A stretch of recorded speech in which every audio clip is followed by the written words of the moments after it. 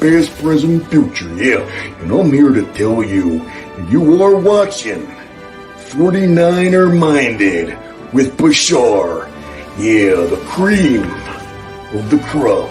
Dig it? 49er Minded. It's not just a thought process, but a way of life. 49er Minded. 49er Minded. Can't shake it. It's 49er mind that I got. It's 49er shine that I got. My psyche's on another Frisco Super Bowl. Don't sit slow, cause here we go with a super show. A red and gold session. I thought I read a gold obsession. With some well-controlled expressions. Let's talk about that win that we got. Who should have been in the spot? That's how it's been in the spot. Let's roll that back. All that crack. All that straight fumble sack. Or just dial it on up if you wanna talk smack. It don't matter what the storyline, as long as the story aligns with a 49er mind. 49er minded. It's not just a thought process, 49er minded, but a way of life. The Shard. 49er minded. Way of life. 49er minded.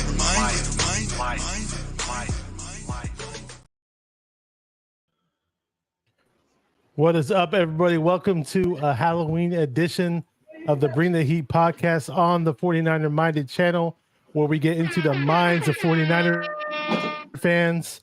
I am here with Ryan from No Border Sports. How you doing, Ryan? What up? All right. We're here on a Halloween Tuesday. On a Tuesday, we got our special guest today. Unfortunately, Mariah couldn't make it unless she somehow finds a way to make it later. She's got the link to jump on, but assuming if she doesn't, we know what's up. We know what she's dealing with. But we do have Dion from Niner Gang podcast here. Love to have you here, bro. You've been on here in the past, and it's been a while. I believe it's the first time during this actual season of games, when the games are being played, that we have been on here. So it's good to talk to you. There were some great things happening early in the season. Winning 5 games, and we were all smiles, and those things were beautiful and happy, and then some things changed, and that's how the NFL works sometimes. So there's a lot of unpredictability. That's always how it works, man. It's just always going to be unpredictability when it comes to the league. But with us, we got some serious question marks. Shout out to Mariah for hitting that 3K on Twitter. Okay. Shout out to Mariah. Yeah, that's more than I got. So that's a nice big monumental moment. Monumental. But man, it's definitely going to be a very fun show. And to make it even more fun, we got to say what's up to some people in the chat. We got there were some people waiting crazy early. We started a little bit later. I do apologize about that. But we got Andy Land, my former high school classmate there, saying what's up, saying yo, fired up 49ers, Bosa and Chase back together again. 49ers throwback. Thanks for joining, faithful. Make sure to smash that like button. Throwback, my dog. What up? Bebop. And Throwback's got a really cool Twitter page. You got to follow it. It's got all the great 49er archives of highlights and all that crazy stuff from the Montana days, Steve Young, Garcia, you name it. We got Fazil. I had the pleasure of meeting Fazil at the New York Giants game. First time I ever met him, and he hadn't been on my show before, actually. The first time I met him physically in person. Fazil says, let's go, Bashar. I met Dion before. I met Dion at the tailgate before one of the preseason games. Another person who I've met in real life, Brandon Ferreño, says, what's up, fan, for the Forever Faithful podcast. Great to have you here. We got Randy Daytona, says it's 49er Minded time on Halloween, baby. Let's go. Passing out the candy. Steve-O is here. What up, Steve-O? And there's pasta fuzzy. That's an actual dish, actually. I had some pasta for dinner. Yeah. David Corona. What's up, everyone? 49ers all day. Yeah. I mean, what do you got? I mean, I guess we should talk about obviously this last game a little bit.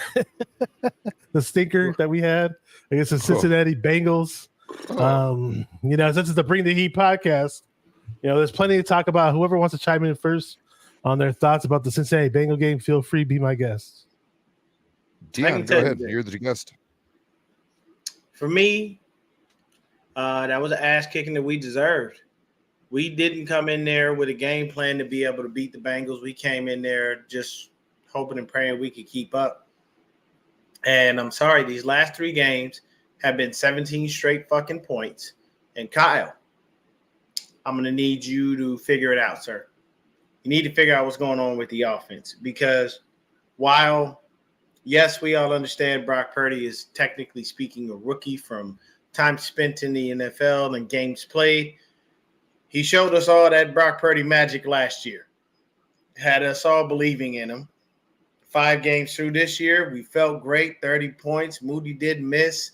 Everything was running smooth. Now, Moody started missing kicks. We can't score more than 17, and we just seem to not have found our way.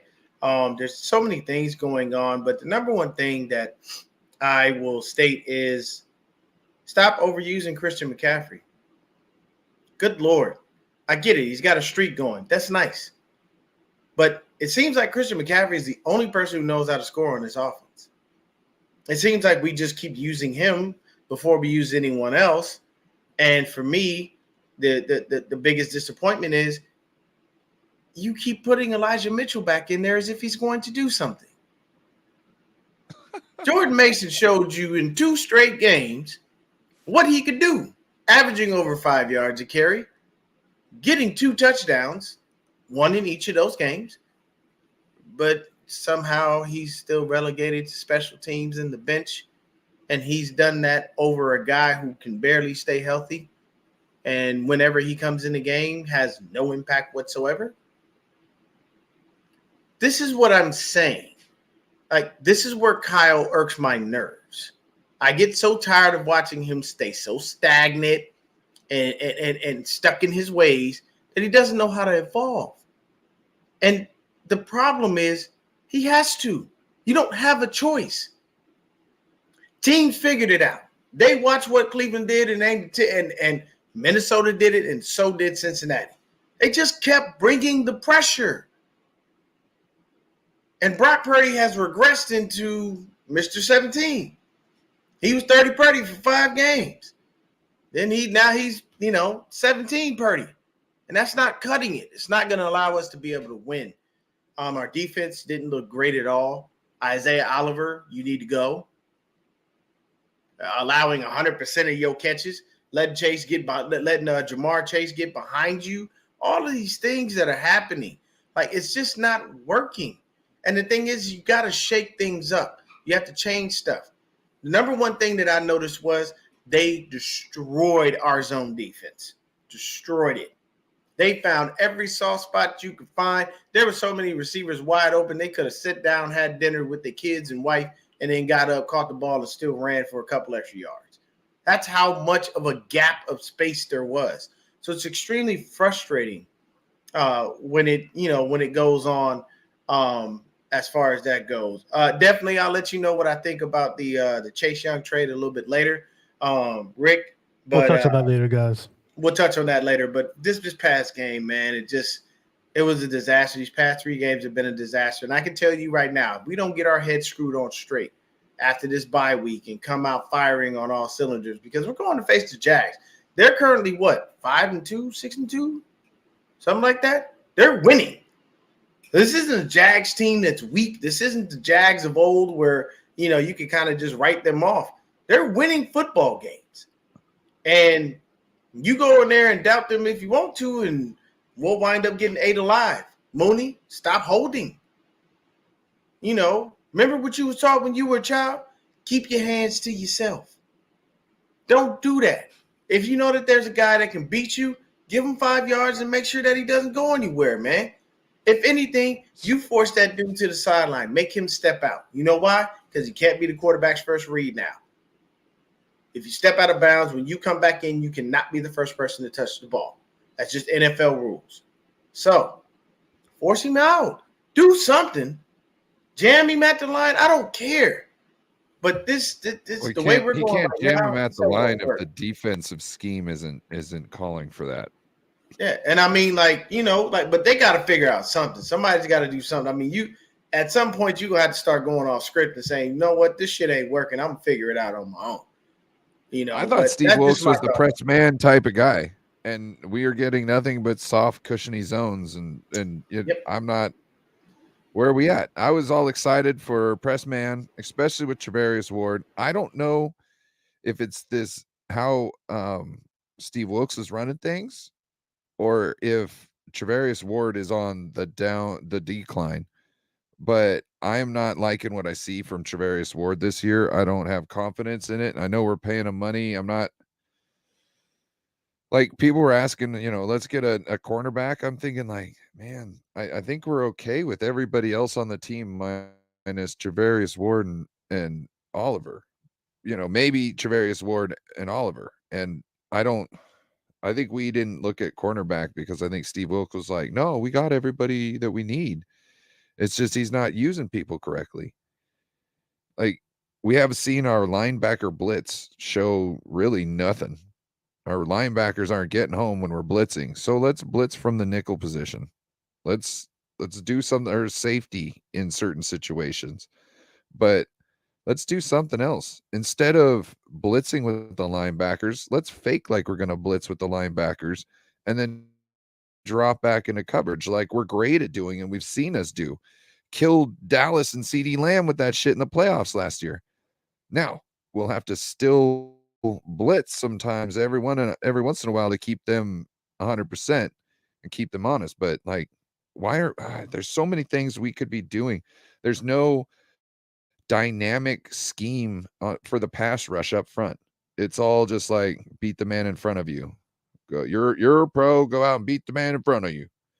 No, let's get these athletes out there with a scheme that puts them with more leverage on than the offensive line, and let's get them to go eat. It's not about letting guys just be man wreckers. It's about making these schemes easy so anybody can win, right? And then having these gifted players in those positions to make sure you get home every play.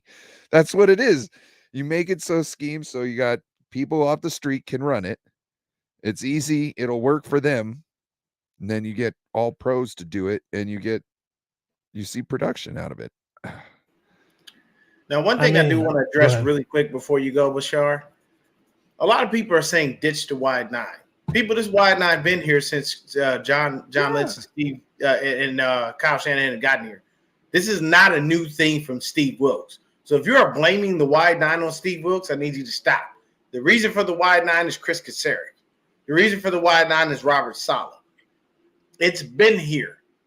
So if you're saying ditch it, you weren't saying that a couple years ago when it was working. Don't blame that on Steve Wilkes. That's all I'm going to say. The wide nine is not him. That was Chris Kaczmarek and Robert Saleh and D'Amico Ryans. That had nothing to do with Steve Wilkes. That's all I'm saying. And with the wide nine, it's more susceptible to the run. But with the personnel that we've always kept on the team, like Eric Armstead and Nick Bosa with the ends, we're able to stop the run, not the last couple weeks, you know what I mean? But we're able to stop the run to the point where we could be one of the best run stuffing defenses in the league with a defensive line that is lined up, that is more susceptible to the run. And it's with the linebackers and our defensive linemen and how they play that we can get away with that. So there's no reason to throw the wide nine. People talked about it here and there. They didn't like it. When the quarterbacks were running all up on us all the time. Like last game? Like last game? Well, no, about 2 years ago, it was really bad. You know what I mean? It was really bad. They were getting almost 80 yards on us, 60 to 80 yards on us, just running on us. And people were talking that was the wide nine because we were going too much around and just opening up the middle, which we still can't figure out how to just have a spy. Like, what if we just put in 5 linemen, right? 5 down linemen, and 4 of them rush, and the other guy just stands there, and his job is to hopefully keep an offensive lineman, in his vicinity, so somebody else can make a move and spy the quarterback. Or just run the 5-2. That would make sense. The 5-man front's nice. The bear front. I was going to say that. Did you guys know I don't that? I don't like a 5-2 when you're talking about maybe in passing situations on certain long downs. So I would subject Yeah, we wouldn't go do to it like for the run. That's what I on the early downs. I said, did you Sure. guys know that the Yeah, on Bengals the have early offensive downs, line no, coach? we're good. Did you know that On the the early Bengals downs, were I don't running? know why we're not doing that more. Sorry. You guys hear me, dude? What did you say? Yeah.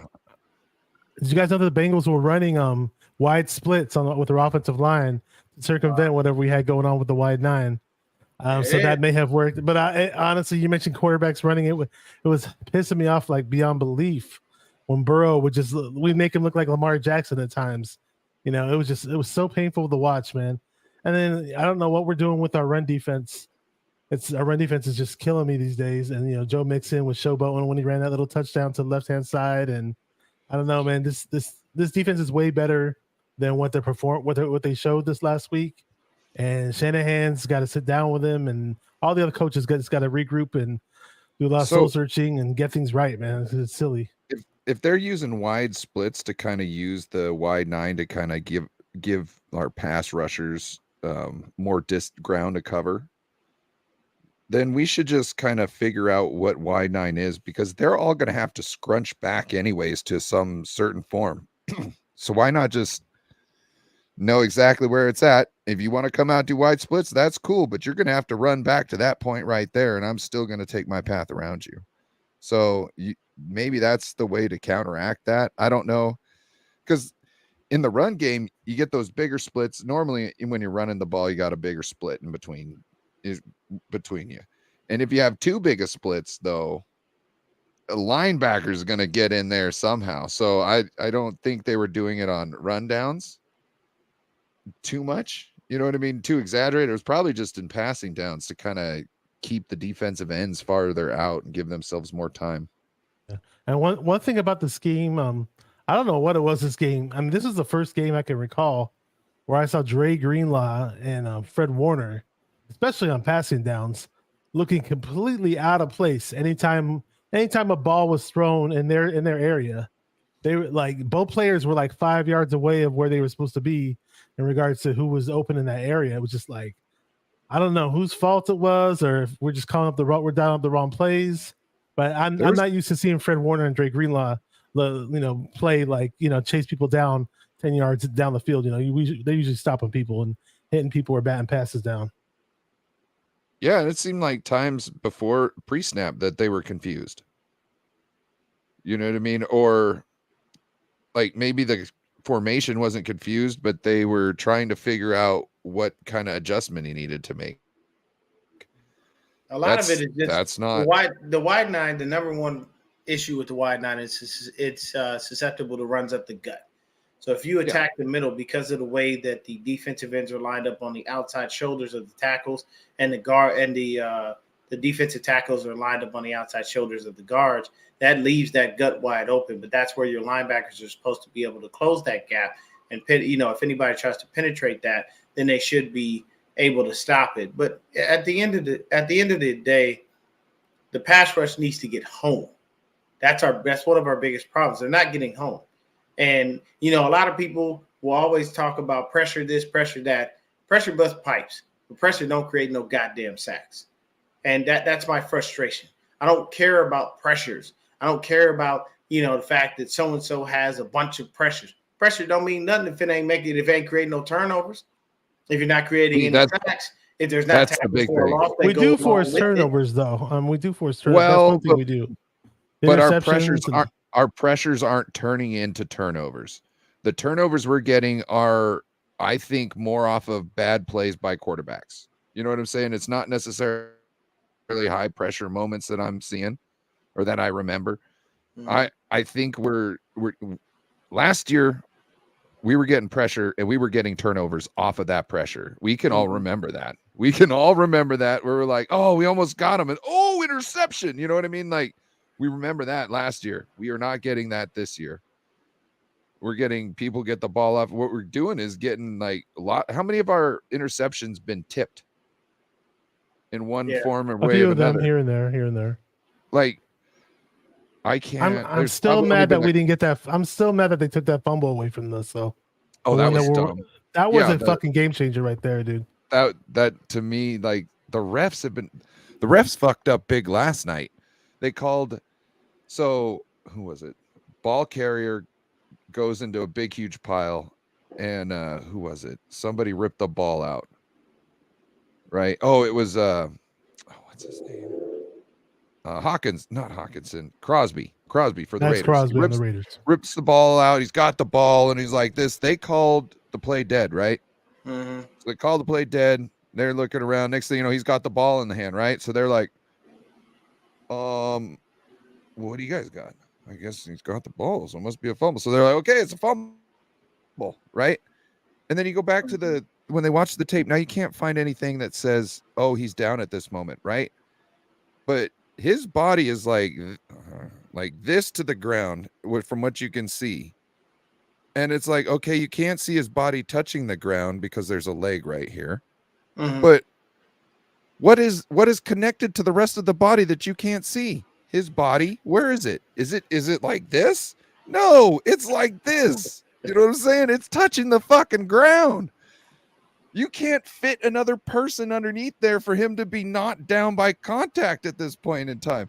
And so they can't overturn it. So because they made a shitty call on the field because somebody's dangling a fucking ball in the air, they return it, and then they can't fucking make a better call because you have to have enough evidence, overwhelming evidence to overturn it, right? Mm-hmm. Here you are. You called yourself into a shitty fucking call that you had to fucking double down on. The league is fucking in trouble right now with some of these refs. Now there's two. If the Bengals only get one call and we're penalized 5 times, but then our D linemen are getting held. I'm not saying that's the sole reason why we lost. I'm just saying that it can't be that there has to be somewhat of a balance. I mean, what's this ridiculousness? Yeah, I mean, there's probably literally holding on almost every play. It just doesn't get called. There were 2 calls that were very similar. When we got that BS call on Happy Halloween to everybody out there in the chat. Yes, sir. Happy Halloween to everybody. When we had the hit Randy that they called a penalty on Gibson for when he led with the shoulder. You know who else just got that? Shiloh Sanders in the UCLA game versus Colorado. Man led with the shoulder. There was nothing malicious about it. He just made a play. I posted it on Twitter, and everybody kept telling me it was a helmet to helmet. Yeah, and they swapped him down. I watched that replay like 10 times. I'm like, he didn't hit him. I am never one to like a penalty just because it's going in favor of my team. I don't do that. I'm not that guy. I feel like it's BS. But Jim Everett the Great was in here, running his mouth as always. Your Rams lost too. And if I'm not mistaken, I believe Matthew Stafford's out for a couple of weeks. That busted thumb. He ain't spinning the football with no thumb. You can't do that. It's just not possible. So, you come in here and say whatever you want about my squad, but y'all lost too. Okay. So don't make it seem like you was out there winning while you come in here and tell me about my O-line and my DBs. Worry about your own problems in Ramland. First of all, worry about figuring out how to get your stadium to not have AI people sitting in the spots and pumping in crowd noise when we come down there and keep kicking your teeth in. Get that handled first, and then there you go. Ripping the who the heck is that? I need you to explain who this dude is and what he's supposedly about to do. Because he ain't gonna do a damn thing. Matthew Stafford with a busted hip and a broken thumb is better than whoever that dude is. You just talking about Mark Rippon for the Washington Redskins? Yeah, I don't know, bro. But I think Stafford honestly is injured. He messed his thumb up the last game. But honestly, the hard part for us is figuring out what the problem is.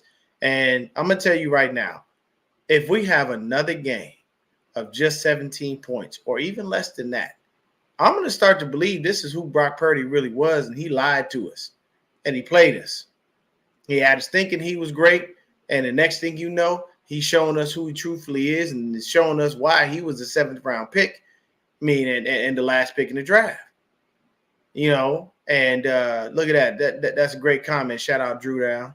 You know what I'm saying, if y'all know about that. Drew Down. But that's basically what it is, man. It kills me at the fact that they don't have that dog in them anymore. Like the first 5 weeks, defense was on fire. You couldn't stop the offense. We were doing everything we needed to. And then it just seemed like once we came to Cleveland, they figured out all we got to do is just send more people and that O-line will fold. Okay. And everybody's doing it.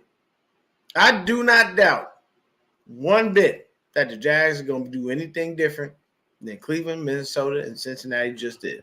They're formidable opponent. They've only lost twice, and they've been putting up a lot of points. They're not playing no game. Yeah, the Jags are not playing no games. Yeah. Sunshine out there really showing some sunshine. But I'll give you my 2 cents about Purdy. I still think I still think he's pretty good. I still think he's better than Jimmy. I think he's a few notches better than Jimmy. Now he's hit a slump. The first time he's really faced some adversity in his career, so we'll find out how he bounces back. I have a good feeling that he will bounce back properly, but a lot of people are doubting him because he threw some picks.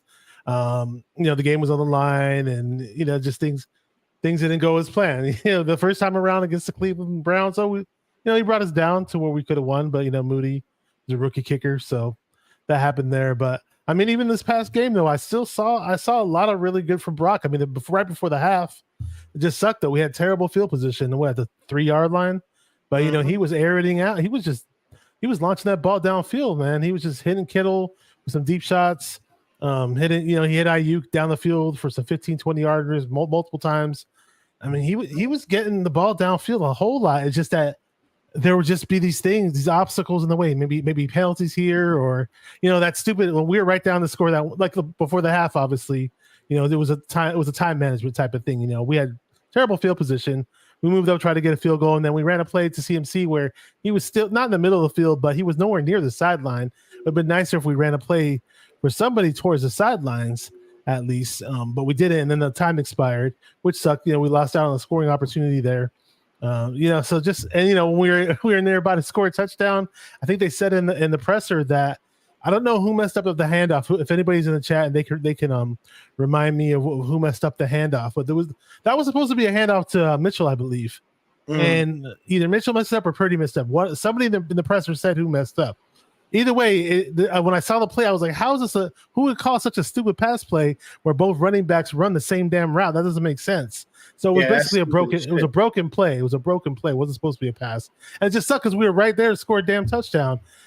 And then lo and behold, the same one. Even with that, then he throws a pick on the next play to Ayuk, and it was almost a similar thing because there was another receiver. It might have been Jawan Jennings who was further ahead on Ayuk, but the play was drawn out where both guys pretty much ran the same route, but one guy ran it about 5 yards deeper than the other, and it just wasn't a good play call in my opinion. But I think that he got picked up. He threw the interception. I get it, but I just see a whole lot more in good than bad than Brock. I mean, if he's gonna slump and have some losing games, it happens in the NFL, and he just showed us a whole lot of good though. I mean, did a lot of really nice things. So I definitely think if Jimmy G was in there this whole time, I definitely think we'd be seeing we'd lose more. We'd lose more games. So it would be the same. It would be the same thing, that look. I'm gonna pray for Devontae Adams. He over there pissed off.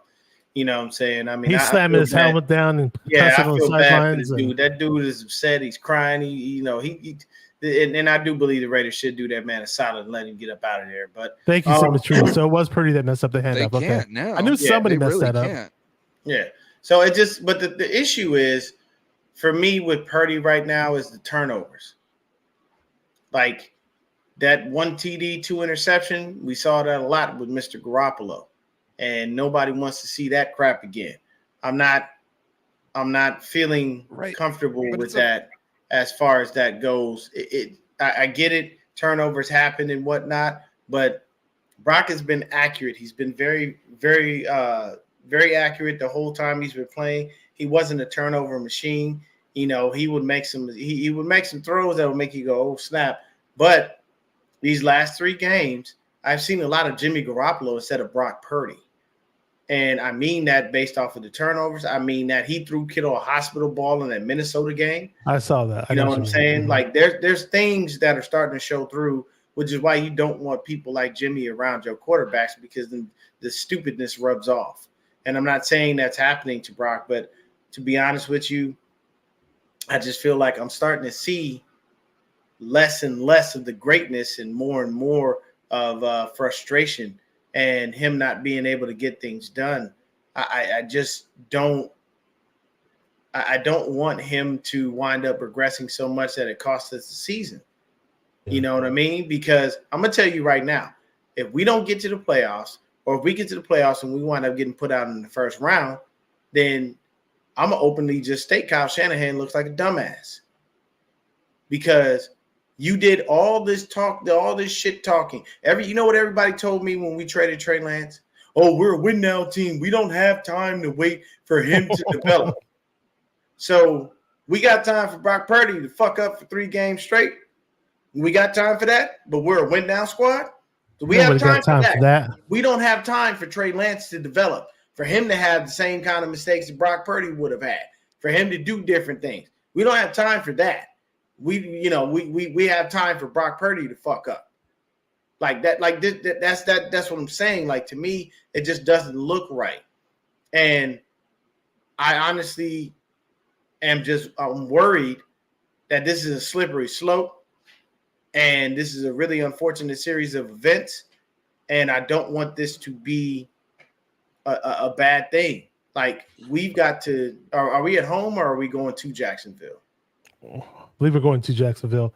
I'll say this though, I'm not as worried as some people might be, and I get it. When you lose 3 in a row, there's cause for concern. I get that part. I mean, I'm not gonna put all this on those guys being out, but Trey Williams and what would you deem a regression in Symmetry? You're saying 3 bad games out of 17 isn't a regression. What would you deem a regression then? Because these last 3 games, Brock Purdy has not looked like the Brock Purdy that we've all seen for those games prior to that. So I need you to explain to me what you would deem a regression, because I'm sorry, when you have more interceptions than you do touchdowns, there's a problem. That's happened for 3 games straight. This is not okay. And that's my biggest issue. People are making it okay. We rolled Jimmy Garoppolo into the ground when he screwed up. So why is Brock Purdy getting a fucking pass? What's the difference? It's the same shit. I'll say now. I remember what I was going to say about Purdy. All right. I get it. You're passionate about this. I totally get it. I still see a lot. I still have a lot of hope in Purdy. I mean, it was a losing effort. I get it, but like I said, he's not. Some people on my last show were saying all he did was do yak yards type throws last game. Well, no, he was throwing the ball down the field. They weren't just yak yards. But I'll say, Jimmy, a lot of it was yak when he was putting up yards, right? So he's throwing across the field, throwing the whole route, thrown to the whole route tree, much more so than Jimmy has. So I just see more confidence with his body language on the field. When I watch him, he doesn't make me nervous. He knows how to scramble out of the pocket. His awareness is a whole lot better than what we had with Jimmy, and he's learning to run down the field and get first downs. Now he needs to start sliding. That would help. But what I like about it more so than what I'm seeing on the field is he takes accountability in the press conferences. He says he has to get better. He has the right mindset, which is why I'm not really so worried about him. There's plenty of good quarterbacks throughout their careers, especially early in their careers. He's only 23 years old, who've had their slumps, who've hit a lot of bumps in the roads, who've lost games. I saw Steve Young do it plenty, and a whole bunch of other quarterbacks are doing it. And it sucks when 3 in a row is a scary feeling. I get it, man. We're playing a good team. I just personally feel confident about it. I mean, I'm not telling you guys have to feel the same way I feel about it. This is long overdue. Let me just say, do some shout outs, because a lot of people jumped in on the chats, and I don't want to feel like I'm leaving them hanging or anything like that. Some people dropped a lot of cool comments, and for the most part, I'm looking at names of people that I did shout out. But really quick, I got to scroll up and see a lot of names here. Who was here? Danielle is up in here. Danielle says, "What up, family?" Got Rick Diaz. If I didn't shout you out, I got you now, bro. Randy Detail, I'm pretty sure I got you. Interesting name, Tacky Wacky says I'm wearing the same costume. Okay, that's interesting. Here. Yeah, I saw Symmetry's here. He's got some really good comments. Says great trade today. Says Chase gonna fit this front so well. We'll get into that pretty soon once we're done with these comments. Red Jet says happy Halloween. Good to see you. She likes the wig. Thank you very much. Who else is up here? Jim Everett's just causing a ruckus in the chat. It's being Jim Everett, doing Jim Everett things. We got Channel 49 says Jimmy G 10-year contract, baby. And him and I have this inside joke. Ever since when Jimmy G was playing, he was always jumping in my chat saying that and just having this little inside joke, running joke or whatever. What's up here? Fired up 49er said, "What's up to you?" There you go. I'm gonna see if I got any. Oh, Master of Any Craft. I knew I was missing somebody. A good friend of mine who's been on my show once. He said Bashar going to the disco. I got the thug comment about my costume. Compton Thug. I got the disco thing. Whatever you guys want to make of it. It's just me throwing on some shades and afro and my 49er Sacramento faithful. I'm bling in the shirt too. So doing a little matching job right there. Brandon said, Kyle went away from the run. We can't do that. We do need to run the ball more. Kyle's offense for the longest time has been predicated on the run. I totally agree. And I do like the fact that Purdy has brought the added dimension to his game. Because last year, a lot of people saying all he did was dink and dunk. And I saw him throwing some intermediate throws last year, but this year he took it to where he's throwing the ball a bit deeper downfield now. We just have to put it all together where there's less carelessness. The accuracy is usually there with Brock. Just some costly interceptions that sucked. I understand. In the heat of the moment, things we got to fix. Hopefully, he fixes it. That's all we got. And he takes accountability. So we'll see. Dan, what up? Dan, good friend of mine says Steve Wilkes is assassinating our defense from the booth. Yeah, they're probably. It sounds like they're just gonna throw his ass on the sidelines. And at first, I thought why would it make a difference if he's comfortable up there? But you know what? If it's not working, let's make you uncomfortable. Let's make you uncomfortable, because if you're up there being comfortable, that means we're comfortable with losing fucking 3 games in a row. So let's make you uncomfortable. And then people said it best: let him communicate on the sidelines with people, and then maybe the communication with the players on the sidelines. Now people are saying, "Oh, he's got to be this rah guy." If that's not him, it's not him. But at least the communication aspect, I totally get it. Because Sarek is the most rah, one of the most rah guys in the league. That guy doesn't even have a voice I do like 90% of the time when he even talks. So Throwback was saying, why is nobody talking about the O-line? We already know the O-line played like shit these past few games. But I'll say they've this, been the ones getting killed. That's the hard part. And honestly, it's the worst part is we get Trent back, but we lose Aaron Banks. So I don't know who the hell is going to replace Aaron Banks. And that's going to turf toe. Oh yeah, turf toe. Toe. We lost him for a couple weeks to turf toe. Sim, I do want you to tell me what you would consider a regression, because I'm sorry, three bad games in a row, that's not good. I don't know. I need you to give me a proper explanation of what you feel a true regression is, because the guy did give us a peak. He went on that streak where he just was not losing from last year. And the only reason he lost in the NFC Championship game is because Hassan Reddick ripped his arm off. But after that, he came right back. He still kept winning. So I need you to give me a proper explanation of what you consider a regression. Because if he loses this 4th game in a row, is that not a regression? I don't get it. I mean, the confusion for me is me personally, I don't feel like a 3-game losing streak and more interceptions than touchdowns is okay. And everybody's saying, well, it's not a regression and I'm not worried. Well, I don't know how no one's worried. What the fuck? This dude is not performing the way that he used to. This is not good. How are we not worried about him? Go ahead. Right, that's what I'm I don't know. So, let's hear right now. To me, his inaccuracies are bigger than his interceptions the last game, essentially. He's missing people behind, he's missing people high. Those behind, those both can be interceptions real easy, okay? But what they're doing is they're causing our offense to stop in the middle of the drive. It's causing us to go not be able to move down the field to where we can even get field goals, much less put the ball in the end zone. So to me, I think his inaccuracies are a bigger deal than the turnovers that we got essentially in this one game. If he gives up an interception once every 2 games, I'm okay with that. He's giving up an interception 3 games straight. I understand this. Once every 2 games. But how many interceptions did he give up? I'm just stating facts. How many interceptions did he give up before these last 3 games? I don't think he did. He did. I know he threw an interception in the Raiders game last year, and I believe that was the last interception he had thrown. Yeah. Up until the first game we lost this season. It was the one in the Raider game. This last game is the one this last game is the one I'm really looking at, because the one a game, and when it was a bad game already, right? It's a bad game. You're gonna get that in bad games. You know what I mean? It's this last one where it was like he didn't see it, and it was the same kind of play, same situation. I understand what he was talking about and what he saw, but we got to figure this out, because everybody else is going to do the same thing that guy did. They're just going to turn their hips one way and then go the other. You know what I mean? Like, so we gotta nip this in the butt. It's what it is. So I hear where you're coming from, Symmetry. You're saying he hasn't played long enough for us to technically judge him. Here's my rebuttal to that. I thought we were a win now team. We got to win now. We have a win now squad. All this other shit said at the beginning of the season. So who are we trading for? Games, we have not been a win now shit. We have been a lose team. That's all I'm saying.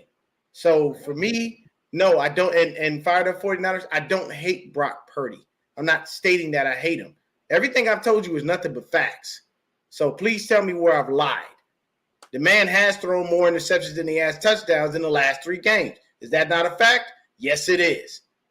Has there been some confusion? And has there been some bad throws? Yes, there have been.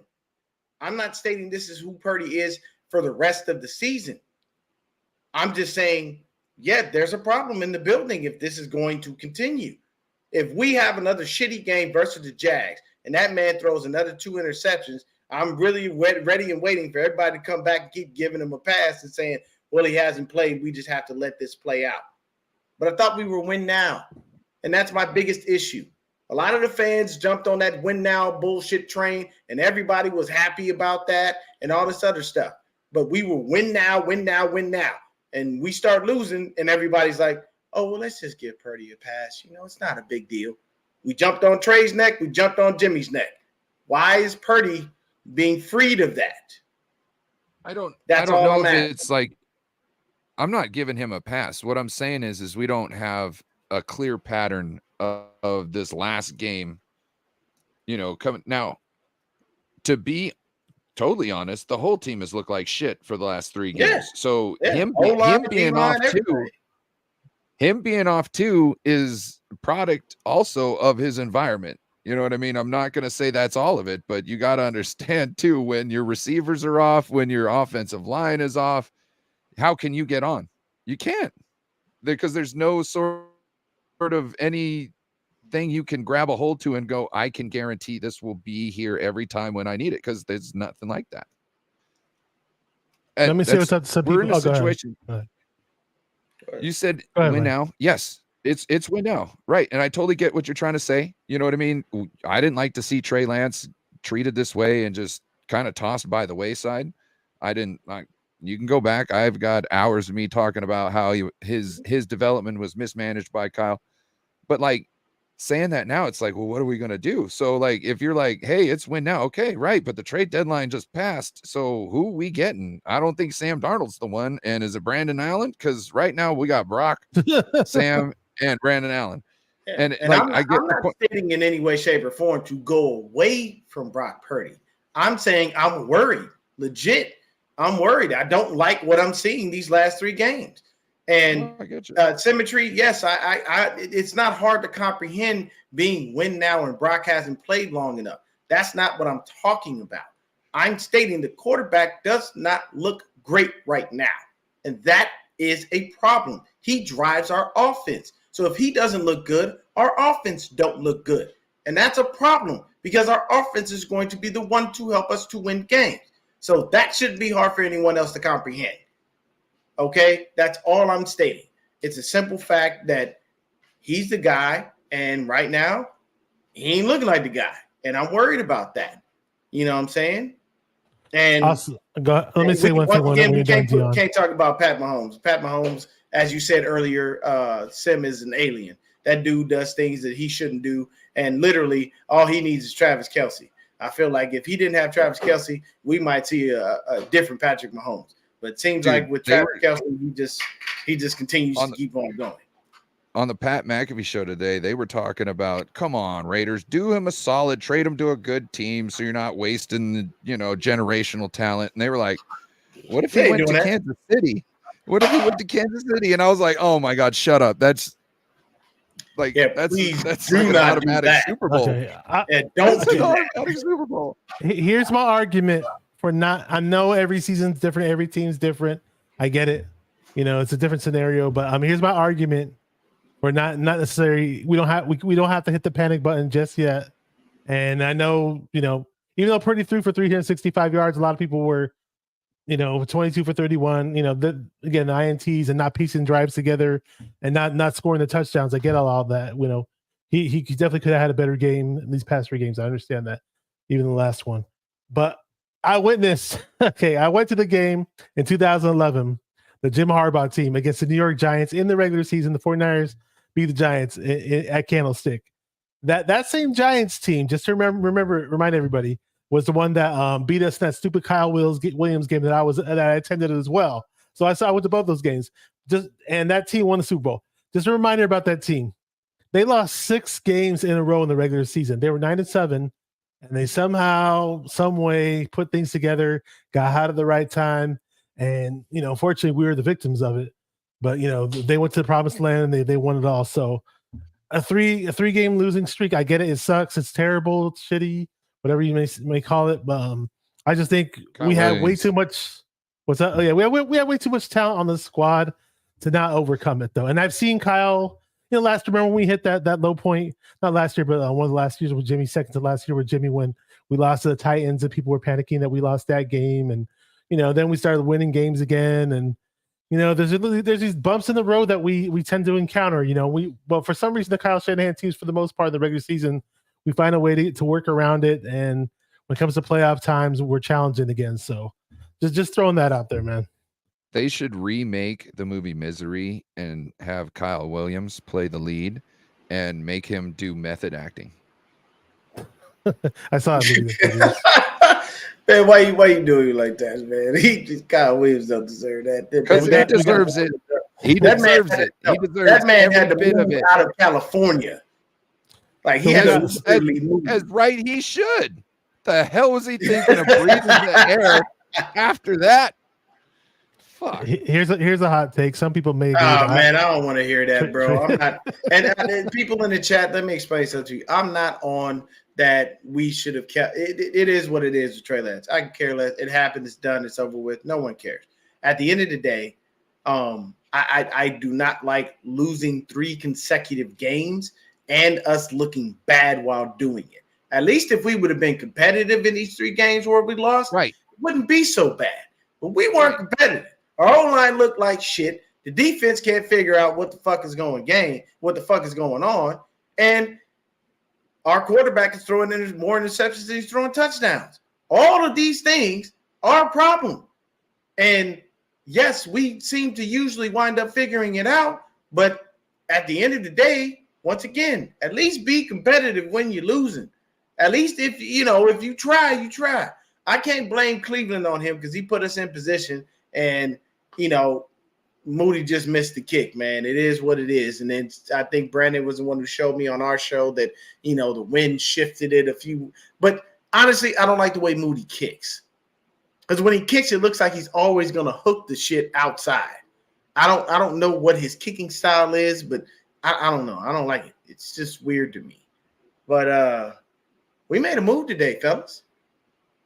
And we made one move. I believe somebody said that we were supposed to we almost had a Dory Jackson, but the Giants didn't report it to the NFL. It wasn't, but it wasn't 100% confirmed in terms of who the source was either, though. No, but it may. But you're right, though. In those cases, the team who has the player is the one who submits the paperwork or submits whatever they have to the league, and they said it fell out and they didn't have enough time or whatever. I'm not sure. You guys can go ahead for a minute. I'm gonna when you guys are done, I'm gonna do a couple more shout outs, and I'm gonna bring up this poll we have really quick. I want to bring up Silverado Kev from Real Talk Niner Talk. Says Wilkes. He's a defensive coordinator for the Pop Warner leagues, I believe. If he's still doing that, I know he's done in the past. Says Wilkes. I met another guy who I met in person, by the way. Says Wilkes, this secondary needs to tighten up the soft coverage zones and the tackling. We're not using any built-in checks, auto switches. Tell them, DD coordinator. I don't even know what Banjo calls it. Namely, in a man versus stacked alignment, NGO, Nari gang over everything. Yeah, you tell him, man. See, we said Banjo call. The first thing I thought of Banjo was the Banjo man. Before Banjo man. So, well, no, we can't put him on the field. We'll really be out there getting killed. Well, you guys can go ahead and take over for a little bit. I'm just going to set up this poll really quick. Go ahead. So, but let's talk about Chase Young, man. We got a brand new pass rusher for Washington Commanders. I think it's a great deal. I'll put in my 2 cents. You guys go first, though. Go ahead, Ryan, because I'm not as sold as everyone else. I think we're kind of close to each other, but I think you're a little lower than I am. On paper, I don't think it necessarily moves the needle as far as fixing what is the problem with our defense right now. I think the solution to our defense is in the room, been in the room for years, and it's just playing good complementary football, doing your fucking job and doing it at a high caliber. And for some reason, everybody's off. I think Steve Wilkes is changing something up instead of using like the same like base defense that we always used to do. I think he's changing something up, and that is causing our guys to kind of they're not playing as fast because they're having to think more. So I don't think this moves the needle, but this is what I hear. Ted told me this, and I believe it's true. If we don't sign Chase Young next year, we end up getting a 3rd round comp essentially back. So right now we're renting Chase Young for less than $600,000. He's got 5 sacks on the season. If our defense can pull their heads out of their asses, and I don't mean to really say that, but it kind of gotta, you know what I mean? That's kind of where it is right now. Oh, that is where it is.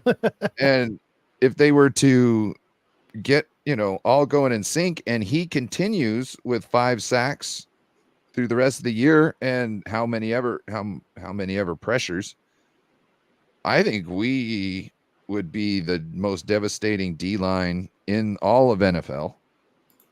And I think we could probably fix a lot of our woes on the back end with what pass rush we would now get, as long as we start using some dynamic rushes up front instead of just fucking line up from the guy across from you and fucking work your magic, bro. You know what I mean? Like, fuck. Go ahead, Dion. So, I'm not trying to be Debbie Downer here, okay? I'm going to say Downer. Dion Downer. I'm going to be cautiously optimistic. Let me explain something to you, people. There's a reason why I don't care for Chase Young. First season, the man had 15 games. He had 7.5 sacks as a 2nd overall pick in 2020. Nice. You know what he's done since then? Nothing. His next season, only played 9 games, only had 1.5 sacks. In 2022, he only played 3 games, didn't have any sacks. And in this year, he's played 7 games, and he does have 5 sacks. Here's the problem. I feel like everybody forgets the shit that happened since this regime has been here, and everybody gets enamored with the now, and they forget the fact that since John and Kyle have been here, we have been in the top 10 of most injured teams in the NFL consistently. They forget that John Lynch likes to pick up injury-prone players. Chase Young has not played a full season of football in his career, period. The last 2 seasons before this one, he only played 12 games total. So forgive me if I'm not overjoyed with the fact that Chase Young is here. Okay, you got 5 sacks. Nice, you're reunited with Bosa. Big fucking whoop. Show me on the field, and then I'll believe. I am not a person to just jump on the gravy train for somebody that just has not shown me enough. I'm sorry, you could barely stay on the field. And I'm supposed to jump for joy because you're here now? I don't know how you're going to work out. Our defense has been playing like shit the last 3 games. I don't know if that's going to help anything. And forgive me for not being the most overly optimistic person, but with what we put out the last 3 games, I do not know if Chase Young is going to make that any better. Does it give us another viable threat off the edge? Yes. But my thing is, I'm sorry, I'm looking at the body of work. And I think a lot of people get caught up in the now. So that's why everybody gets happy and is like, oh my God, we got Chase Young. Yeah, we got Ohio State on the edges. Oh, we got Armstead in the middle and Hargrave here. And yeah. I'm sorry, has there been a season where Chase Young has been so overly spectacular that he's been talked about as Defensive Player of the Year? No. Now, wait. Nick Bosa did come off a Defensive Player of the Year just last year. Right. He had 18.5 sacks. Right. Chase Young doesn't even have that in total in his career. What did Nick Bosa do last year? What did Nick Bosa do last year trying to get a contract? He balled out. Yeah. And now we got Chase Young for $600,000. We don't even have to pay him if he balls out. We don't have to pay the. I'm not complaining about anything that we gave up. I'm not complaining about the money that we had. I'm not complaining about that. He's a hungry man trying to eat, and that might play to our favor. Well, the key word there is might. You know what I'm saying? And Sim, I know you looking at me, Sim, like, damn, bro. And everybody's like, folks can't be excited. But what are you excited for? That's my thing. Think beyond the moment now and look at everything and understand it. Everybody's like, okay, low risk, high reward. What high reward? Those 5 sacks were with Washington. Does he have 5 sacks with us yet? No, he hasn't even played a game yet. So it's nice to see a guy here. But, I mean, like, for me, I don't know. Maybe I just think differently. I look at a body of work versus the now. I'm not going to get enamored with the guy unless he's been showing me some shit for several years. You know what I'm saying? And he's been that dude. You know, if we were to bring in a Danielle Hunter, oh, I'm very excited. I know he can get after the quarterback. Damn sure got after ours. You know what I'm saying? If you're bringing me in a premier guy that has a track record that shows me that this is the dude, I have reason to be excited. I have a dude with the track record of barely being able to stay on the field. And yes, he's cheap. Yes, we got him for a steal. All that is well and good. I need to see Chase Young give me some information to have going on the field and playing before I'm about to put all my eggs in one basket. That's all I'm saying. 9 games and then 3 games. You barely cracked double-digit sacks in your whole career this year. And you were the number 2 overall pick. Forgive me if I'm not over fucking joyed. But I'm looking at a body of work that does not state that I need to be overly happy that this dude is here. That's all I'm saying. All right, man. All right. I guess I'm not excited about this deal tomorrow after hear you talk, man. But it's okay. I want everybody to speak from the heart and speak the truth. That's what we're here for. It's bringing the heat. So we keep it real here. And let me just address some people in the chat who have been here. We got a 49er bang for life. He says he has more sacks than the whole team. It's a win. I know he said something earlier that he forgot. He said low risk, high reward. He said he forgot my podcast. He said, what's up, 49er? I almost forgot your podcast. Hey, I don't blame you though, because there's a whole lot of 49er podcasts out there and we get lost in the shuffle. I understand that. Sometimes I'll type in 49ers on YouTube and my videos don't even pop up on the search. So I 100% get it. But if you're not subscribed to the channel, hit the subscribe button, hit the bell notification. Make sure you hit the like button for this video.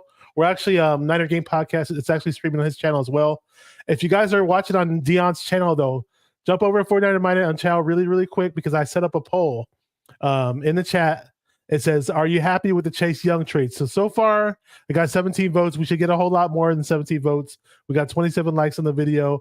If you guys are watching, hit the like button, hit like and subscribe. You can jump over to Niner Game Podcast.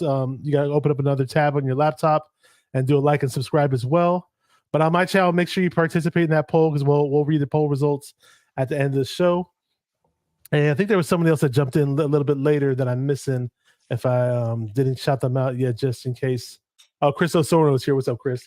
Because I'm excited about the Chase Young being a cornerstone of the Niners' foreseeable future, like Bosa. But what good is if it Wilkes doesn't make if he makes our defense soft? I totally agree. But on paper, I mean, from what I've seen from Chase Young, the guy is built like a Greek god. He's built, in my opinion, better than Bosa. He's faster than Bosa. He looks faster than Bosa. Him and Bosa have familiarity. Maybe we played him his rookie year, and I remember that. Essentially destroyed our whole offensive. He was amazing in that game, dude. He was all that's over why I'm excited about this. That's why I'm excited about this move, because I remember him terrorizing us in that game. There was a play, I believe Nick Mullins was playing as our quarterback because Jimmy was down or whatever. Correct me if I'm wrong. I think it was Mullins. Mullins was in the pocket. He moved to the left. He thought he had some time. And for whatever weird reason, Chase Young was back up in coverage, maybe 5 yards off the line of scrimmage, maybe 10 yards off the line of scrimmage. And out of nowhere, I just see Chase Young go straight ahead like a rhinoceros and boom, get to Nick Mullins. And I didn't know he had that kind of pursuit, man. It was just crazy. I like the move. He's got familiarity with Bosa. Chris Kocurek is probably the best defensive line coach he'll have in the NFL. Again, it's a great deal in third. But what have we done in the third round? I was making this argument in previous shows. I was saying, because I was pissed off that Ronnie Bell doesn't get any fucking run in any of these fucking games, and Debo's out, and Ronnie Bell should be fucking getting some burn. Some other players, Jair Brown. Are we ever going to use this motherfucker? We drafted him in round 3. So run him off of a fucking blitz. Run him at nickel and do some blitzes. Be creative with the guy.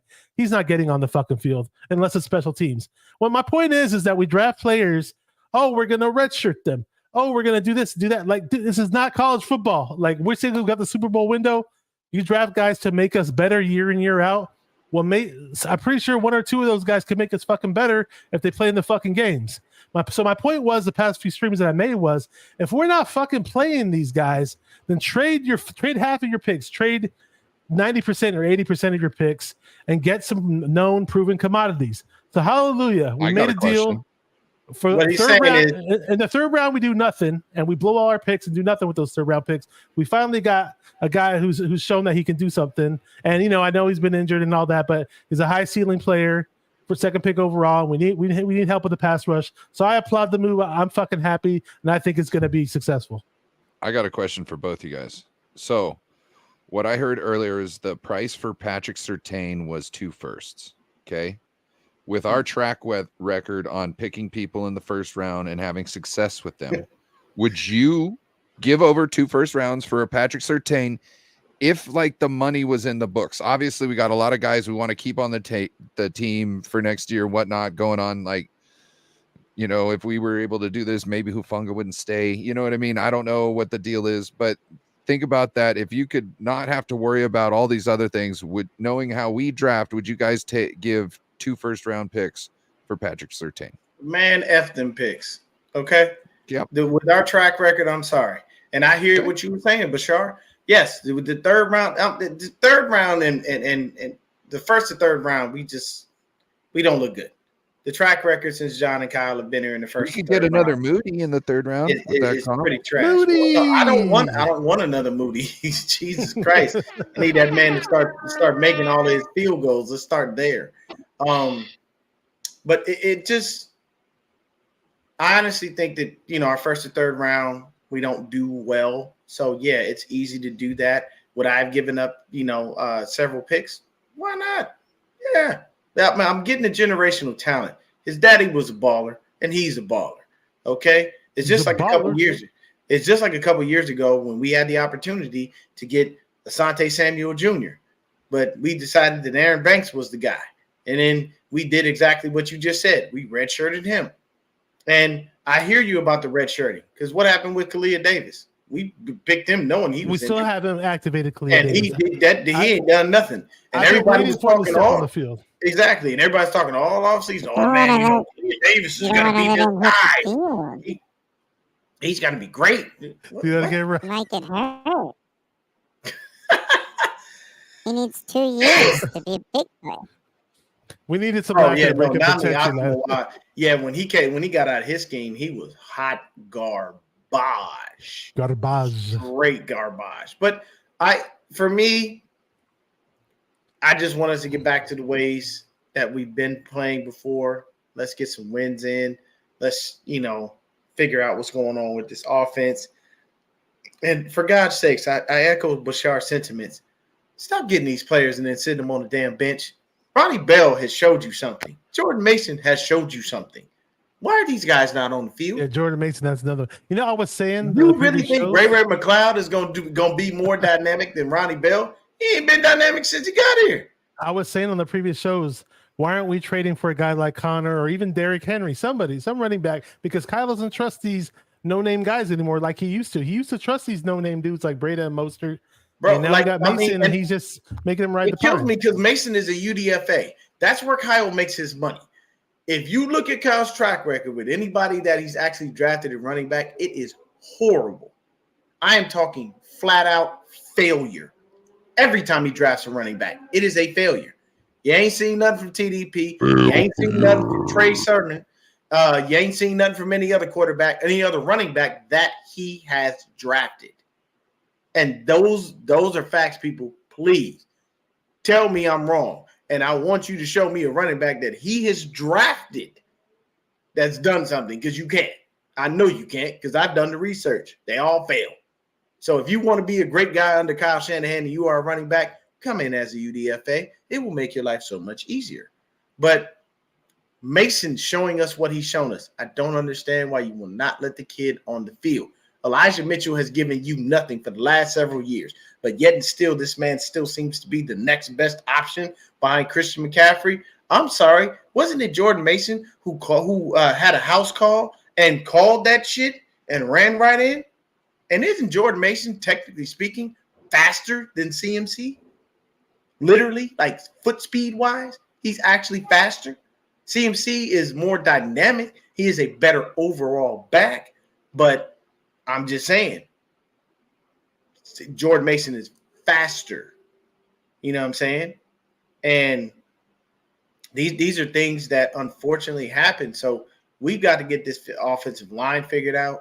I do believe when Trent comes back, it will help. But now we got a hole at the left guard spot for the next couple of weeks. So we're going to have to figure out some shit and make some things work. And I think Kyle and Steve Wilkes need to get together and figure out what the next best step for this team is to help us start winning games.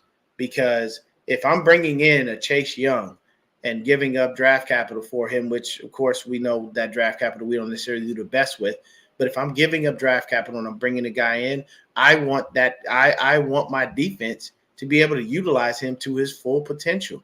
If Chase Young is who everyone says he is, and everyone is, and the guy that everybody is so fired up about, then I hope that this defense will allow him to be the dude that he says he's supposed to be. And I hope that what you said earlier, Bashar, comes to fruition. Or no, I forgot to mention he's fifth in quarterback pressures for the year. So I don't care about pressures. I care about sacks. Pressures, I know you like this. He's got more sacks than anybody on our team right now. But I get it. I've never been a pressure guy. Pressures and sacks. Pressure. Put those numbers together, and they mean a lot more. The thing is we don't. For us, we've been creating pressure, and we haven't done much with it. So, hey, for the love of God, man, Symmetry's talking about most. I haven't seen too many people free running in their backfield. I see people pushing the lineman back, making the quarterback have to move side to side or up in the pocket. But I am not really seeing a lot of free rushers like we've normally seen. You know, guys with their hair on fire. And there's we got to switch it up. We got to run some stunts and twists and something, man. Exactly. We got to switch it up, because what we're doing right now isn't allowing us to get to the quarterback the way that we should, especially with the guys that we have on our line. We should definitely. Can I speak to Jed York real quick? Mm-hmm. Okay, Jed, I want you to listen to this real quick. I need you to take this all in, turn off your phone, do whatever, just uninterrupted for a second, and just really need you to get this through your head. It's really hard to break your penny loafer off in someone's ass when you just extended their fucking contract. Okay, you can go back to it. About Kyle. Oh, I God. saw people on Twitter saying, "Oh, Kyle's on the hot seat. John Lynch is on the hot seat." And I was like, did you miss the extensions of these two guys? I have told everyone they have full. Listen to me, people. Though I may not like the things that Kyle Shanahan does, I know he's here for the foreseeable future and not going any damn where. Don't think I'm dumb and don't understand that. That doesn't mean I'll stop. I'm not. So he's I'm been gonna crowned. stop riding. Yeah, I'm not gonna stop riding He's his been ass when punked. he fucks shit up. And if he does He's been something crowned stupid, royally. but he's bro. According to Jed York, John Lynch and Kyle can do no wrong. You know why? Because they literally gave up on a dude they traded too much draft capital for and got away with the shit. Hey, and if Jed York is cool with that, he is the owner. He can make that decision. I can't say nothing. So it is. You know what why? it is. Because it's not Trent Everybody Baalke says they kept and winning, it's not Chip Kelly. and they're making money. Yeah, if you don't like Kyle and John, you are going to just be an unhappy camper because they are here to stay. They are not going anywhere. And I can tell you right now, if in these next 6 years we do not get a Super Bowl ring, if in these next 6 years we don't get a Super Bowl ring and he extends them again, he's going to look even more stupid because he's going to be a 20-year head coach. You know what I get flack for all the time? People get mad because I won a Super Bowl ring and I'm tired of waiting. And I get frustrated with the fact that every single year we're competitive. We're at the doorstep. It's not just competitive. We're at the doorstep.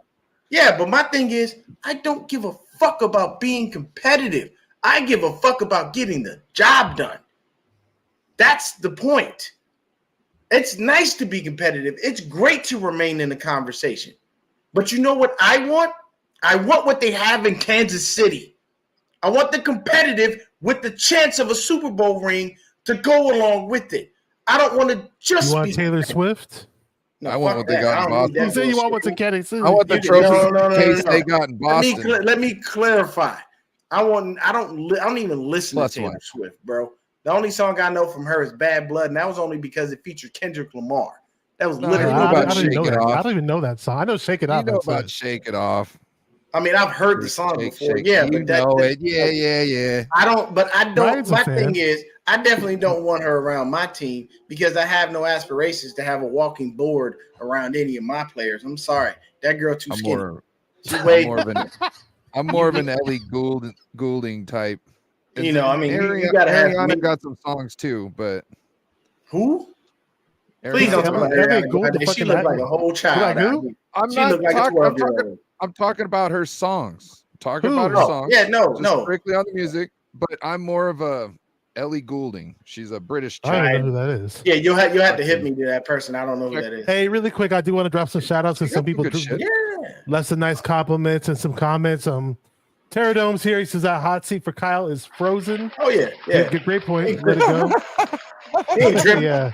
His seat ain't never hot. It's lukewarm. Val Ramos is here. Says Rams. Talking about the Rams. He said what's up earlier though. Shout out to him. Been a while since I've seen you. Edgar Scully is here. Says 49 players have an opportunity to appreciate their talent, applicate their talents. They need to. They better get on it. We got some people passing out Halloween candies, watching the show in between. And one of them, Laura, she said, Bash looking like John C. Reilly with a chain on. Yeah, she said she was handing out candy in between. All right, Bash, I got you right now. I'm gonna interrupt you. Did we just become best friends? Yeah, we're best friends, man. Nah, man, you didn't do it right. I forgot. Yep. You want to go in the garage and do karate? Yep. I'm not good with those lines. It's the Step Brothers, when it comes to lines from comedic movies, I'm more old school, like the Billy Madison type era, Half Baked type era, going that far back. That was actually one of the most underrated comedies of all time. I love Half Baked. Half Baked's one of my favorite movies, dude. Dion, I love it. How questionable is it that you're just gonna go and be best friends with him after he just put his nuts on your drum set? You know, sometimes you got to forgive a guy, man. You know, that's a little much. That's a little much. Too far to go back. The Gambler is on my face. You got to forgive a guy, and you got to disinfect the shit out of your drum set. That's all I'm saying. The Gambler says breaking news: Richard Sherman signed a 5-year contract deal for defensive coordinator. It sounds like he's blowing smoke. He's very comfortable in the announcing booth on Thursday Night Football. I love Richard Sherman as an analyst. So I think he's hilarious. I think he's informative and entertaining at the same time. He's great. Oh yeah, man. Wait, Sim said, did he wipe it off? What does it mean? You wipe it off? What's he talking about? The stepbrother, the nutsack. Okay. Fucking George said, man. But yeah, I Dion and Bashar will be making bunk beds later. Yep. I have seen the meme, those video memes where they have the where it was like Kyle and Jimmy and they put like their faces over those stepbrother scenes or whatever. I remember them. Bro, they do stuff like this all the time where they put them in memes, and some of the memes I'm like, yo, they okay, Kyle ain't that like dude. The video memes. Those are pretty funny. Yeah. There's some memes that I see though where I'm like, yo, Kyle ain't that dude. Don't put him out there like he a gangster like that. Kyle not that dude. Don't do There's that. somebody else that said what's up on Dion's chat. You guys could talk for a minute. I can only see the comments that come in. Yeah, it was a name. It was really hard for me to say as I was trying to find it because he left a really good comment. Here he goes. This guy right here. He said, "I love the show. Keep going." I can't say this name. Yeah. He's cool, man. Yeah, he's Tad Daz or I can't say it when he has a read, but he's got the accents on the bottom and the top. So yeah. What's up, Ryan? Yeah. I'm wondering if your last statement was 100%. You said Kyle isn't gangster. I wonder if he's in a room full of people in polos and button-up shirts and dress shoes. I'm sure he acts pretty gangster. Oh man, Kyle, look, man. I'll say this. No, I'm saying there's little situations. I'm saying. Kyle will flex here and there, man, but he got the Yeezys. Symmetry, man, nobody care about no whack ass Yeezys. Never bought a pair of that bullshit. I don't waste money on those things. Never have, never will. I'm sorry, I'm not about to spend that kind of money on shoes. I'm a cheap bastard when it comes to my clothing, so I'm not gonna spend. I got it, Ross. $700-800 on some damn shoes. You out of your fucking mind? That's ridiculous.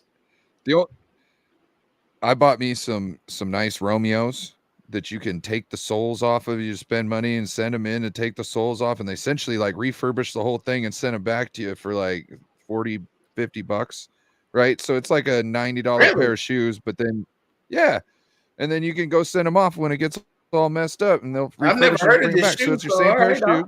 I'll look into it. I've never heard of it. They're like the slip-on shoes with the elastic on the side, and the leather on the outside. You seen the Cowboys wear them? They're hella comfortable. Okay, that's not bad.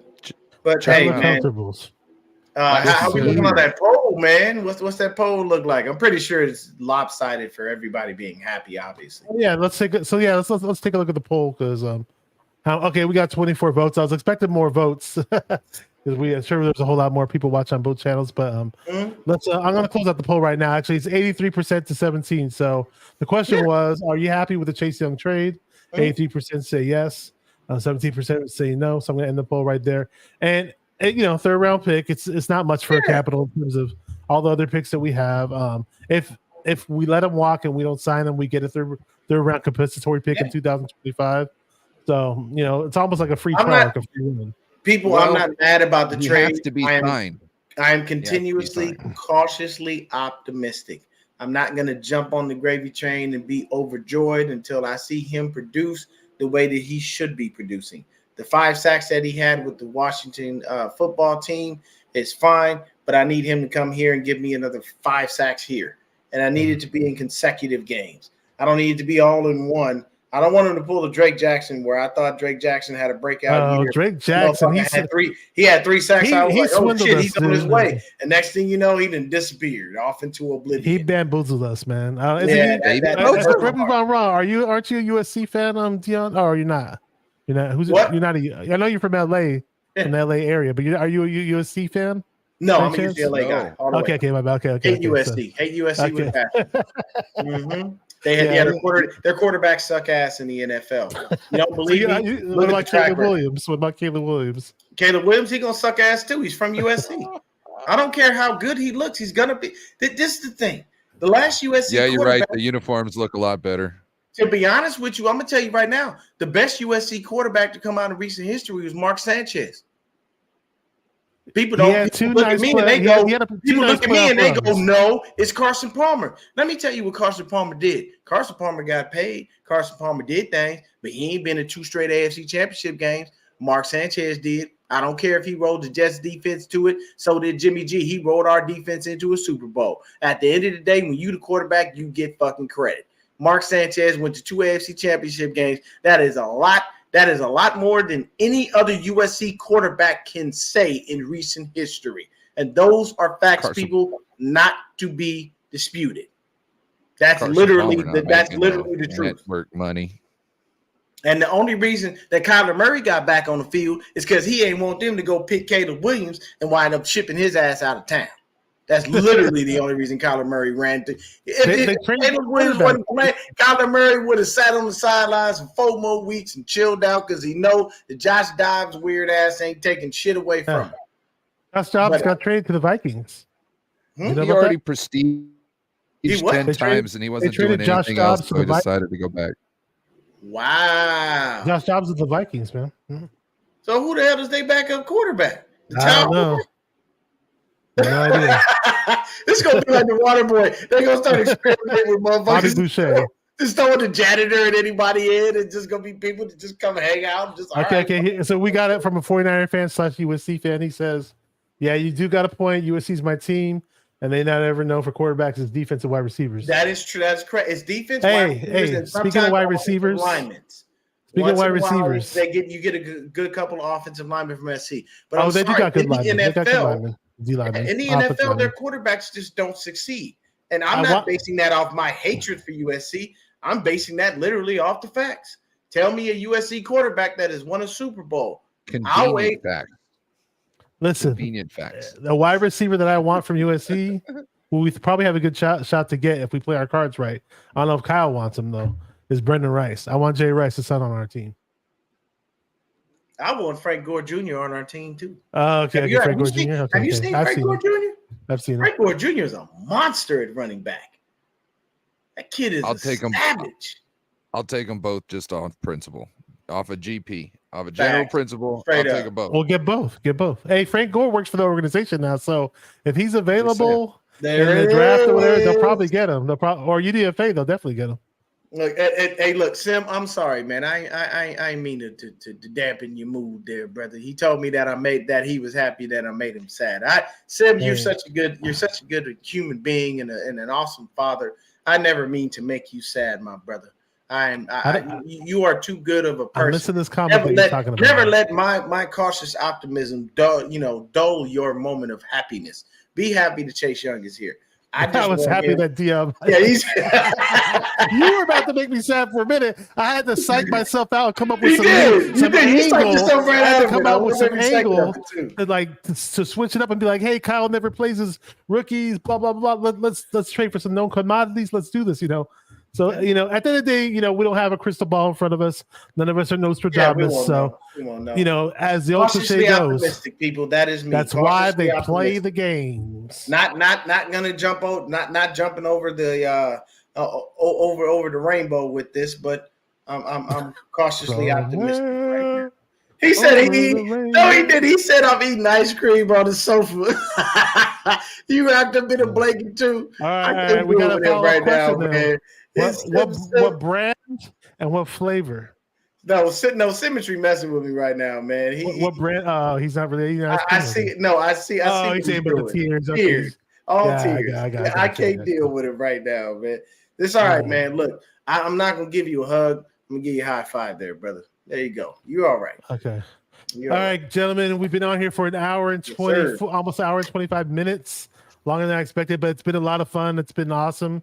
So at the end of the day, we made a move. A lot of people were saying we're not going to make a move. We got our hands tied behind our back and we do nothing. So we did make a move. It would have been nice if we made 2 moves, but we didn't.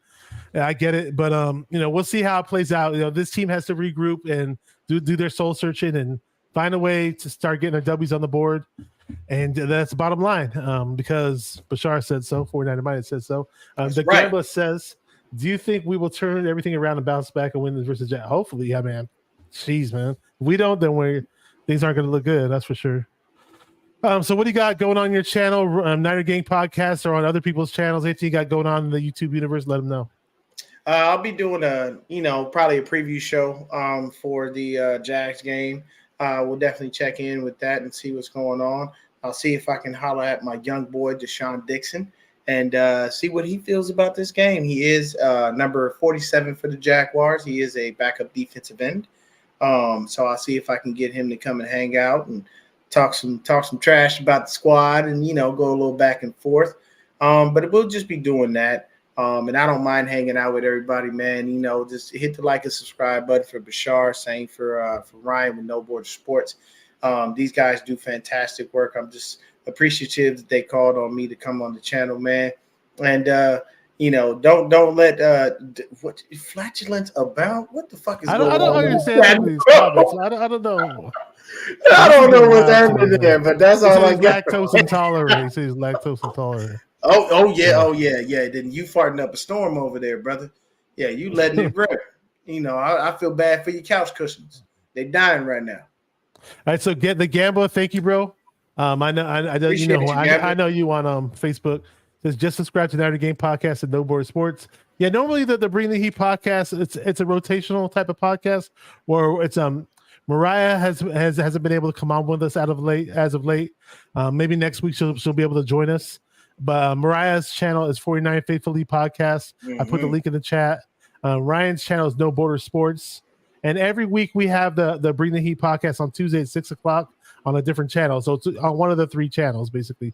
My channel, Ryan's channel, Mariah's. So, and our special guest today was Dion from Niner Game Podcast. If you're not subscribed to Niner Game Podcast, just jump over there. His name's going to show up really quick right here. Niner Game Podcast. You'll find him easily on YouTube. You can subscribe to him. And he's very opinionated. He wears his emotions on his sleeve. And yeah, so, that's why I like it, though, because you may not agree with things that he has to say all the time. And I agree with a lot of things he says, but sometimes I don't agree. But at the end of the day, we're not here to agree with everything that we all say because then we'll be boring. And, we won't have our... It would not work. Yeah. But at the end of the day, we would all respect each other's opinions. So go ahead, Ryan. Tell them what you got going on No Border Sports. So tomorrow, I got a show with Joe Stevens at 6:00 on his channel, Seahawks Talk with Joe Stevens. Then we got Corey, Lockdown Davis. Seahawks. Oh, it's going to be a great show. We're going to be talking about all I sorts have to say of the boo stuff for the going on Seahawks. with both teams. But then we got Corey Davis, Lockdown. Corey Davis, Lockdown, the Pick'ems show. And then we got Thursday Night Football. Friday night show. Come check us out. Appreciate the love, Kev. If you guys need somebody to do sign language or translate, we can hit up some captions later on the post production for that part. I was going to say, just be listening closely and don't worry about that. I've been saying, Niner Game Podcast, Dion, on your Instagram, you've been doing some like voiceovers or some comedy type reels, videos. One day you were just like doing all these different, because I used to work in a call center. I used to manage a call center. And one day you were just straight up doing all these call center type videos. I don't know if you worked in a call. I think you have worked in a call center before. I currently Okay. So that totally took me back to my days when I worked at one. and you were doing different voices and different characters of how each character answers the phone in those call centers. So if there's ever a day where you get inspired to do so again, you should hit those. You should try to make those videos again. And I'm gonna continue to do that, man. I got way more coming when it comes to that stuff. I'm just starting to get the hang of the reels and remixing stuff and all that stuff. So it's definitely gonna come through, man. I just I commentate on different shit. I like doing it because I'm good at imitating voices, making up characters and stuff like that. So people sometimes, I literally probably could get on YouTube and ask people to just ask me to imitate anybody, and I could probably pull it off.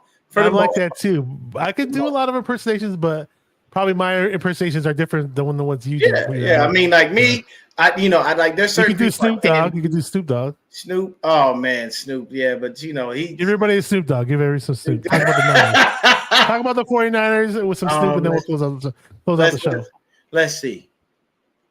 Yeah, cuz I've been watching the 49ers for a minute, man. And, cuz they just ain't doing what they need to do. They out there, they balling. Brock Purdy was out there looking real great, you know what I'm saying? And Purdy out there, if you hear me, nephew, go ahead and give me something. Give me a couple of wins. Give me a couple of dubs in the, in the right win column, man. We can't have these losses out there, cuz.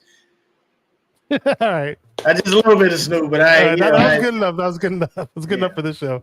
Again, thank you for everybody who's been watching the show. Appreciate you, 49er Bang for Life. Good to see you back here. I said we're going on a roll. I have a feeling we better go on a roll. We have no other choice. Shout out to Ryan for No Border Sports. Shout out to 90 Game Podcast, Dion. Shout out to Mariah, 49 Faithfully Podcast. I know you'll be watching the replay if you're not watching right now. Hopefully we'll have you back on. If she's able to stream next week, it will be on her channel. Otherwise, it should be on No Border Sports channel because we rotate channels back and forth. And again, appreciate all the participation in the chat on both channels, 90 Game Podcast and 49er Minded channel. You're not subscribed to one, subscribe to the other. Hit like on the other video if you haven't hit like on the other video for already, whatever channel you're on.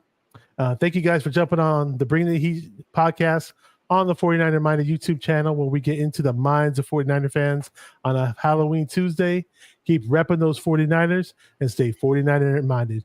At the end of the day, it's Bang Bang Niner Gang. Happy Halloween, everybody. Let's go. Woohoo.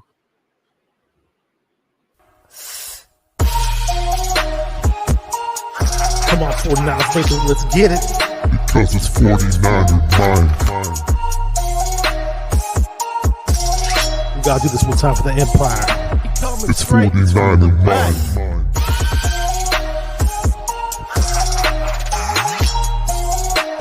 It's 49er mind.